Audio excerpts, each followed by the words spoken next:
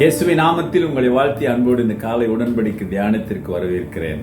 You're most welcome to the covenant of the day. Today is 31st October 2025 and it's a Friday.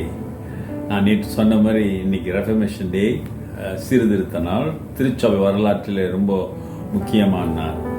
ஒரு நிமிடம் ஜெபிப்போம். நல்ல ஆண்டவரே, இந்த காலை வேளைக்காக நன்றி. இந்த மகிமையான இந்த நாளிலே உம்முடைய வார்த்தையை நீர் கேட்கிற உள்ளங்களிலே விதைத்து 30, 60, 100 பலன் கொடுக்க உதவி செய்யுங்க. இயேசுவின் நாமத்தில் பிதாவே, ஆமேன். விசுவாசத்தால் நீதிமான் பிழைப்பான் என்கிற அந்த வார்த்தை மார்ட்டின் லூத்தர் உள்ளத்திலே கிரியை செய்ய ஆரம்பித்தது. எல்லாம் அவருடைய கிருபை, அவருடைய செய்கை. அவர் சிலுவையிலே ரத்தத்தை சிந்தி நம் பாவங்களை எல்லாம் மன்னித்தார் என்று நீ விசுவாசித்து அதை ஏற்றுக்கொள்வாயானால் நீ ரட்சிக்கப்படுவாய். அதனால்தான் விசுவாசத்தால் தான் நீதிமான் பிழைப்பான். சரி, திருச்சபையில் இருந்த தவறான போதனைகள், மரபுகள், மனிதனுடைய கற்பனைகளை கை கொண்டு பல காரியங்கள் திருச்சபையில் இருந்ததுனாலே அவர் எதிர்த்தார். அந்த அக்டோபர் 31 தான் 99 நியாயங்களை எழுதி திருச்சபையின் வாசலிலே, பத்தன்பர்க் ஜெர்மனியிலே வாசலிலே அவர் எழுதி அதை மக்களுக்கு அறிவித்தார். நோட்டீஸ் போர்டு சொல்லலாம், அந்த மாதிரி இதெல்லாம் தப்பு, இதெல்லாம் செய்யக்கூடாது என்று. அதுதான் எதிராக மாறி சீர்திருத்தமாக மாறி மார்ட்டின் லூத்தரை திருச்சபையிலிருந்து அவர் ஒரு சன்னியாசி ஃபாதர் இருந்தவர், குருவாக இருந்தவர். அவரை திருச்சபையிலிருந்து எக்ஸ்கம்யூனிகேட் பண்ணாங்க. பிறகுதான் சீர்திருத்த திருச்சபை உருவானது. சரி, அது வரலாறு. சரி, இன்றைக்கான வசனத்தை நாம் பார்க்க போகிறோம். அதுவும் ஏறக்குறைய நான் இப்ப சொன்ன கருத்துக்கள் கொண்ட காரியங்கள் தான். ஆண்டவர் வன்மையாய் கண்டிக்கிறாரு. நீங்க பாரம்பரியங்களையும் மனிதனுடைய போதனைகளையும் தான் பின்பற்றுறீங்க, கடவுளுடைய வார்த்தையை வீணாய்க்கிறீங்க சொல்லிட்டு அவர் சொல்லுகிறதை பார்ப்போமே. Mark 7:11 mark chapter 7:11. நீங்களோ ஒருவன் தன் தகப்பனையாவது தாயாவது நோக்கி, உனக்கு நான் செய்யத்தக்க உதவி எது உண்டோ அதை கொர்பான் என்னும் காணிக்கையாக கொடுக்கிறேன் என்று சொல்லிவிட்டால் அவனுடைய கடமை தீர்ந்ததென்று சொல்லி, கொர்பான் என்று சொல்லி அதற்கான காணிக்கையை கொடுத்துட்டா பெற்றோர்களுக்கு செய்ய வேண்டிய கடமை செய்ததாக ஒரு பாரம்பரியம் இருந்தது. அதைத்தான் ஆண்டவர் இங்கே சுட்டி காட்டுகிறாரு. But you say, if a man says to his father and or mother, whatever profit you might have received from me is korban, that is a gift to God. கொர்பான் என்கிற ஒரு சட்டம் மனிதனாலே உருவாக்கப்பட்டிருந்தது. அந்த கொர்பான் காணிக்கை கொடுத்துட்டா பெற்றவர்களுக்கு செய்த கடமை தீர்ந்தது என்று. நீ நெடுநாள் பூமியில் இருப்பதற்கு உன் தாய் தந்தையரை கனம் பண்ண வேண்டும் என்பது கற்பனை. ஆனா இங்கே மனிதன் உருவாக்கி இருக்கிறான். அதான் ஏசாமி இதை சொல்ற, ஐயா இது மனுஷன் உண்டாக்குன கற்பனை.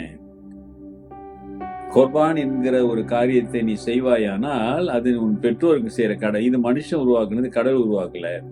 இப்படி கடவுள் சொல்லுகிற வார்த்தைகள் எல்லாம் வெறுமையாக்கி அதுக்கு கீழ்ப்படியாமல் மனிதனுடைய போதனைகளுக்கு, நீங்க பாருங்க திருச்சபையிலும் நிறைய ஓல்ட் ஃபோக்ஸ் ஹோம் எல்லாம் வச்சு நடத்துறாங்க. வயதானவர்கள், கவனிக்காத பெற்றோர்கள், ரொம்ப ஒரு துக்கமான காரியங்கள். அதெல்லாம் பிள்ளைகள் பெற்றோரை கவனிக்க. இன்றைக்கு பிள்ளைகளுக்கு ஒரு பிளஸ் பாயிண்ட், ஓல்ட் ஃபோக்ஸ் ஹோம் இருக்கு, அங்க அனுப்பிவிட்டுறலாம். அப்படி நிறைய பிள்ளைகள் சிந்தித்து கொண்டிருக்கிறாங்க, செய்யறாங்க. வேற ரொம்ப கஷ்டமான காரியங்கள் தான்.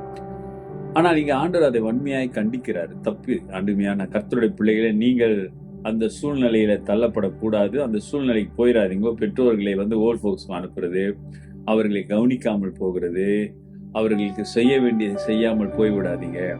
அது உங்களுக்கு ஆசீர்வாதமாக மாறவே மாறாது ஒரு நாளும். அருமையானவர்களே, ஆண்டவர் கற்பனைக்கு விரோதமாய் செய்யும் போது அது எப்படிங்க நமக்கு ஆசீர்வாதமா மாறும்?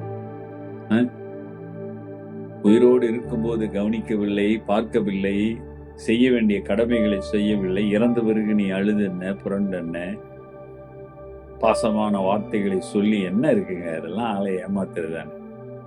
உயிரா இருக்கும்போது அப்பா அம்மான்னு போய் அவர்களை பார்த்து ஆதரிக்க முடியவில்லை.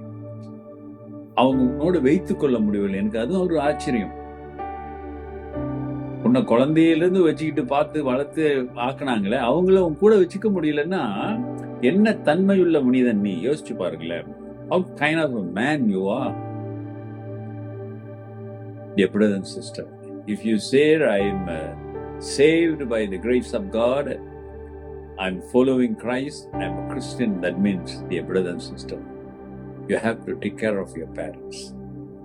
பெற்றோர்களை நீ கவனிக்க வேண்டும். ஏதாவது ஒரு சாக்கு போக்கு சொல்லி அவர்களை ஒதுக்கி விடாதே, தள்ளி விடாதே. ஒப்பு கொடுங்க. கர்த்தர்களோடு தான் பேசிக் கொண்டிருக்கிறார். ஆண்டவர் அதை உதாரணத்துக்கு சொல்றாரு. என்ன உதாரணம்? நீ 10 கற்பனையில் இருக்கிற அந்த கற்பனையை மறந்துட்டு கொர்பான் என்ற ஒரு மனிதன் உருவாக்கின கற்பனைக்கு கீழ்ப்படுகிற, அது தப்புன்னு சொல்ல வர. ஜெபிப்போம். நல்ல ஆண்டவரே, இந்த காலை வேளையிலே உம்மை நோக்கி பார்க்கிற பிள்ளைகளை ஆசீர்வதிங்க. திருச்சபை வரலாற்றிலே ஒரு சீர்திருத்தத்தை கொண்டு வந்து நாங்கள் எல்லாரும் உங்களுடைய வேதத்தை கையில ஏந்தி படிக்கிறதுக்கு கர்த்தாவே நீர் மார்ட்டின் லூத்தரை பயன்படுத்தினது போல இன்றைக்கும் திருச்சபையில ஒரு வளர்ச்சி, ஒரு மலர்ச்சி, ஒரு எழுப்புதலை ஆண்டவரே நீங்க உருவாக்கும்படியாய் உங்களுடைய கரத்தில் ஒப்பு கொடுக்கிறேன். தொடர்ந்து பிள்ளைகளோடு பேசுங்க, பலப்படுத்துங்க, ஆசீர்வதி. இயேசுவின் நாமத்தில் பிதாவே, ஆமென். நமது ஆண்டவராகிய இயேசுவுடைய கிருபை, பிதாவின் அன்பு, பரிசுத்தாவின் ஐக்கியம் உங்கள் அனைவரும் எப்பொழுதும் இருந்து ஆசீர்வதித்து காப்பதாக. என் ஆத்துமாவே கர்த்தரை ஸ்தோத்திரி, என் முழு உள்ளமே அவர் பரிசுத்த நாமத்தை ஸ்தோத்திரி. என் ஆத்துமாவே கர்த்தரை ஸ்தோத்திரி, அவர் செய்த சகல உபகாரங்களை மறவாதே. ஆமென். திருச்சபைக்கு இந்த உலகம் செய்த ஆண்டவர் மூலம் மார்ட்டின் லூத்தர் செய்த காரியத்தை மறந்து விடாதே. இன்றைக்கு மாலை 6 மணிக்கு நம்முடைய சியோன் பேராலயத்தில் ஜெயன் கத்தீட்ரல்ல ஆராதனை இருக்கு, ரெஃபர்மேஷன் ஆராதனை இருக்கிறது. நம்முடைய பேராயெல்லாம் வந்து கலந்துக்கிறாங்க. வாங்க, நிச்சயமா உங்களுக்கு ஆசீர்வாதமா இருக்கும். Take care and God bless.